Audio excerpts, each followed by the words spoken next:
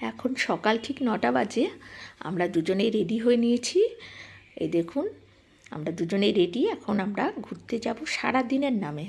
কোথায় যাব, কি করব, সে তো আপনাদের জানাবই। এই যে গেটে তালা দিয়ে দিয়েছি। এখন ডট 9টা বাজে। হ্যাঁ, গাড়ি চলে এসছে।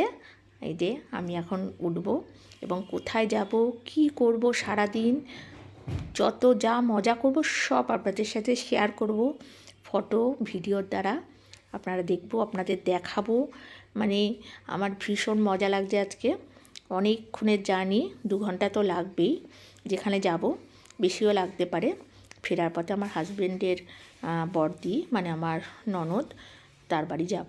নন্দাই খুব অসুস্থ, ওনাকে একটু দেখতে যাব। ফেরার পথে সেটা, এখন তো যাচ্ছি ঘুরতে, ঘোরার পথে, ফেরার পথে আমরা ওখানে যাব। সেটা হচ্ছে কেষ্টপুর। আর এখন যাচ্ছি আমরা, দেখুন। আর তো আমার হাজব্যান্ড তো এখন অলরেডি ক্যামেরা, ফোন হাতে নিয়ে নিয়েছে। তার ভিডিও ফটো সব তুলতে তুলতে যাচ্ছে। আমি এক জানলা দিয়ে তুলছি, ও আর এক জানলা দিয়ে। এই করতে করতে দুজন চলে এসেছি অনেকটা দূর। তারপরে মাঝখানে বলছিল একটু টি ব্রেক নেওয়া হবে। তা ঘন্টাখানেকের রাস্তায় এসে আমরা একটু দাঁড়ালাম। তারপরে এক জায়গায় দোকান থেকে চা কিনে এনে আমাকে দিল। আমি গাড়ির মধ্যে বসেই চা খাচ্ছি। আমার হাজব্যান্ড আর ড্রাইভার বাইরে দাঁড়িয়ে চা খাচ্ছে। ভীষণ সুন্দর চা। এখানে আমরা মানে এখান থেকে গেলেই আমরা এই দোকানে এসে চা খাই। ভীষণ ভালো চা করে। যাই হোক, আমার হাজব্যান্ড বলল চা খাওয়ার পরে এখানে একটা জায়গায় নিয়ে যাবে আগে। ভীষণ সুন্দর, ওখানে নাকি খুব বড় ঝিল আছে, জায়গাটা ভীষণ ভালো লাগবে আমাকে বলল। আমি তো রাজি হয়ে গেলাম, ঠিক আছে চা খেয়ে চলো যাই, দেখি কীরকম জায়গা।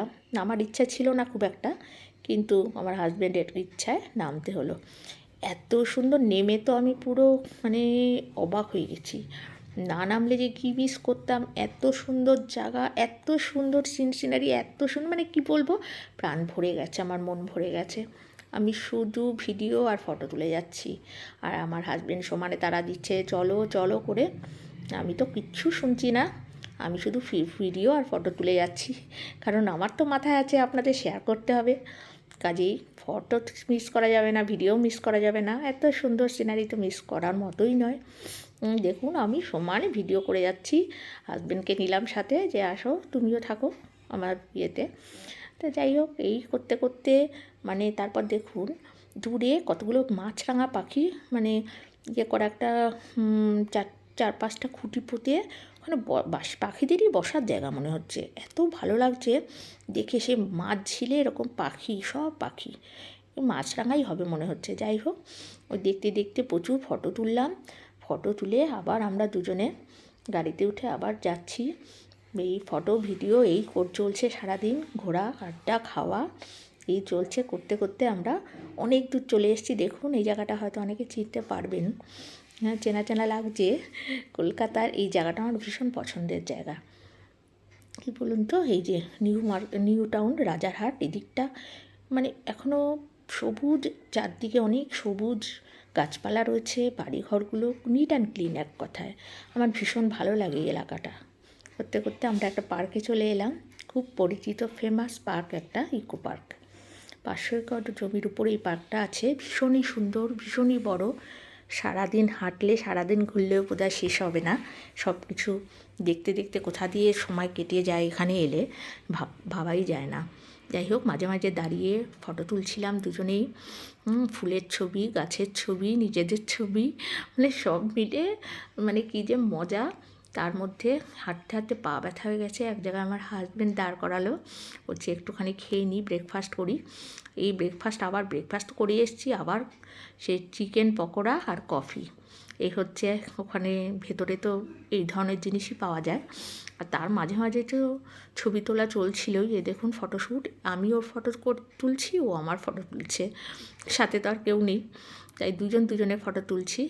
একটা ট্রাইপড নিয়ে এসেছিলাম, সেটা গাড়িতেই রয়ে গেছে, যে দুজন একসাথে ছবি তুলবো, ওই সেলফি ছাড়া আর কিছুই হচ্ছে না তোলা। যেখানে এসে ভেতরেই ইকো পার্কের মধ্যে একটা কফি শপে বসলাম। ওখানে চিকেন পকোড়া আর কফিটাও ভীষণ ভালোই ছিল। আর চিকেন পকোড়া অর্ডার করলাম, যে কিছু একটা খাই চায়ের সাথে, মানে সেরকম কিছু মন মতো হচ্ছিল না। তাই চিকেন পকোড়াটাই গরম গরম বললো ভেজে দেবে, তাই ওটাই মানে অর্ডার করলাম। আর তার সাথে কফিটাও খেয়ে নিচ্ছি। ভেতরে মানে এত সুন্দর ব্যবস্থা খাওয়া দাওয়ার আছে, এর আগে আমি দেখিনি। এখন সব কিছুই ওখানে বিরিয়ানি থেকে শুরু করে সবই পাওয়া যায় পার্কের ভেতরে। দামটা তো একটু বেশি হবে, দাম একটু বেশি ঠিকই বাইরের থেকে, কিন্তু ভেতরে তো পাচ্ছি আমরা, এটাই তো বড় কথা। সব সময় তো কম দামে সব জায়গায় পাওয়া যায় না। এত সুন্দর পার্ক, এত সুন্দর মেনটেনেন্স, এত কিছু, তা ভেতরে তো একটু খরচা হবেই। তবে আমার ভীষণ ভালো লাগে এই পার্কটা। আমার একদম মানে আমি সকালে ঢুকে রাত পর্যন্ত আমি থাকতে পারি, এত ভালো লাগে। যাই হোক, চিকেন পকোড়াটা হেবি টেস্টি ছিল। আমরা দুজনে বসে বসে চিকেন পকোড়া খাচ্ছি, বেশ পেট বেশ ভরেই গেল। তারপরে আবার হাঁটার পালা। 45 মিনিট অলরেডি ভেতরে হেঁটে নিয়েছি, ঘুরে নিয়েছি, ননদের বাড়ি পৌঁছে গেছি সন্ধ্যা হতে হতে।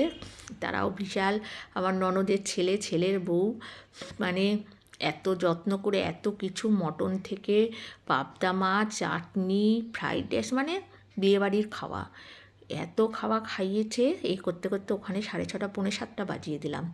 তারপর আমরা আবার বেরিয়ে পড়েছি, কারণ এতটা পথ আমাকে আবার যেতে হবে, অনেক দূর বাড়ি, প্রায় 1.25 ঘন্টা তো লাগবেই। দেখুন রাতের কলকাতা এত সুন্দর, মানে চারদিকে মানে আলোয় আলোয় একদম ভরা, ভীষণ ভালো লাগে রাতের কলকাতায় গাড়ি করে যেতে। আর চারদিক দেখতে দেখতে মানে মোহময় লাগে আর কি, মানে কী যে সুন্দর লাগে আমার রাতের কলকাতা দেখতে। খুব ভোরেও খুব মানে সকালের দিকে কলকাতার যে শহরটা সেটাও খুব ভালো লাগে, আর রাতটাও খুব ভালো লাগে। যাই হোক, পৌঁছে গেছি প্রায় বাড়ির কাছে। সবাইকে নমস্কার। একটা লাইক, যদি ভিডিওটা ভালো লাগে তাহলে একটা লাইক করে দেবেন। আবার আসছি নতুন একটি ভিডিও নিয়ে।